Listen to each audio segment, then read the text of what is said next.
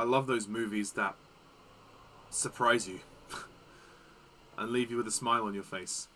Today this could be the greatest day of our lives. Before it all ends, before we run out of time. Hello my fellow YouTubers and subscribers, welcome to my latest movie review where today I review Greatest Days. This is a kind of jukebox musical adaptation of a musical, I believe. Kind of like Mamma Mia, you know, where the Take That songs are implemented as part of the narrative and they help tell the story of this film. So, in short, I knew nothing about Greatest Days before it was released. I'd seen a trailer and I thought, okay, I'll take that film. Fine. I actually really like Take That. I really like their music. They are probably one of my favourite bands. I really do enjoy all the songs that I've heard from them. I'm not a huge music buff, but they have some classic songs. So when I went to see this movie with my best friend, I thought to myself, what is this going to be like? Is this just going to be 5 people going to a Take That concert? Believe me, it's so much more than that. Greatest Days is truly great. Yeah, I was honestly really surprised how good this movie was. Granted, it may not be 100% perfect, but you know what, compared to other films that have come out this summer, this is one of the few that's given me so much joy. Honestly, it is a fantastic film. Perfect? Not quite. However, very, very good. This movie is not only a celebration of Take That, but it's also a decent story. You know, it's about these 5 girls who are best friends, who obviously are connected through their love of Take That, and one of the girls, Debbie, really binds the group together, and she's like the central force of the group.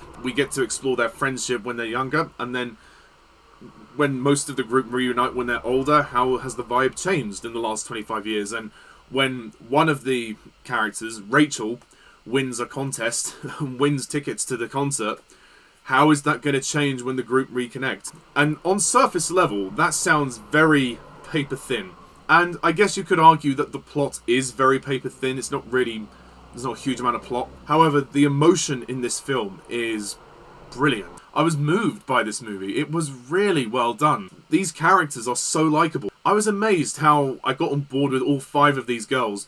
We have the protagonist, Rachel, who is just delightful. She's really got a lot of emotional baggage, and we find out why that is in the film. I'm not going to spoil it in case you want to see it, but all the girls are kind of ruptured by a tragic event that happens during the film. And the film is non-linear. It tells the story out of sequence, but I'll go more into that later. As for Rachel, in the past, we see how she's got quite a difficult family life. Her parents are on the brink of divorce, and she's caring for her younger brother. Things are very tough, and she has her other four girls, who are like her life force, and the band Take That, which is her chance to escape. And I really, really like that. And then in the present day, Rachel is engaged to Marc Wotton, who you may remember as Mr. Poppy from the Nativity films. And he is constantly proposing to her. He wants to marry her. He's really in love with her. She does love him, but for various reasons which tie into her emotional baggage, she cannot say yes because she's still hurting from a loss that happened when she was younger. So the dynamic is quite awkward. She's having relationship problems. We don't really understand why at first, but then obviously, as I've explained, the movie tells its story non-linear. So Rachel has quite a lot to deal with emotionally. And I was very amazed at the level of character development that they gave this person. This is a jukebox musical about Take That. I never expected this. This is great. This is honestly great. The other girls that feature are Heather, who is a bit of a, I don't know, player, I suppose. She lives a bit of a kind of playboy kind of life. She kind of goes out, hooks up with loads of guys on motorbikes and just kind of lives doing whatever her mum doesn't want her to do.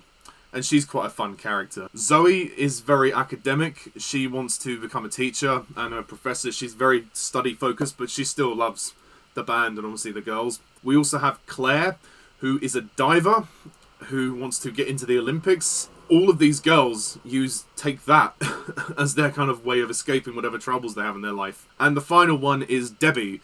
Debbie is the one who we see the least, but is arguably the most important in the story. And Debbie is Rachel's best friend, and Debbie really is the positive force in this group. She wants the group to stay together. She gets them wristbands. She's like, they've all got to touch. We've all got to be touch and never lose touch with each other. Because at first the movie starts and they go on a night out and you think, okay, yeah, I can see where this is going. When the tragic event happens, midway through the film, you really realise what this is about. It's about these girls and their friendship. You could argue that this maybe is a chick flick, but if it is a chick flick, then it's one of the best ones I've seen because of the level of character development and the dynamics between these five are brilliant. And to see the dynamics shift from when they're teenagers to when they're adults is really interesting because obviously so much time has passed, and then how will they deal with each other in the adult life. I actually really liked the approach that this movie took. It's very similar to Mamma Mia 2 in that regard, because Mamma Mia 2 did that thing like The Godfather 2 did, where it told parallel storylines. It told the past storyline and the present storyline running alongside each other. In a way, this was the most effective way to tell the story, and I did not expect it to do that. I thought we were going to get a few flashbacks of the girls when they were younger, but the younger cast are in it just as much as the older cast. There are some moments when they might even coincide, because there's a lot of fantasy sequences that take place in this movie. And that was a really clever way to tell the story, and it kept it very engaging for me, because I liked the way the film drip-fed us information very slowly, and very painfully in some respects. We also get to see representations of the boys, as they call them, in the film. They never refer to Take That as Take That, they just call them the boys, which I think is great, because it allows them to remain as what they are, which is a fantasy to the girls. And in a way, that was an artistic choice, but I liked that because, again, as I've said, it distinguished them as characters in this film as escapist fantasy. Even though the band itself is real, I liked that idea. I thought that was cleverly done. You may spot the real boys somewhere. Just saying. All the fantasy sequences are, well, some of them are quite bizarre, but others are really good.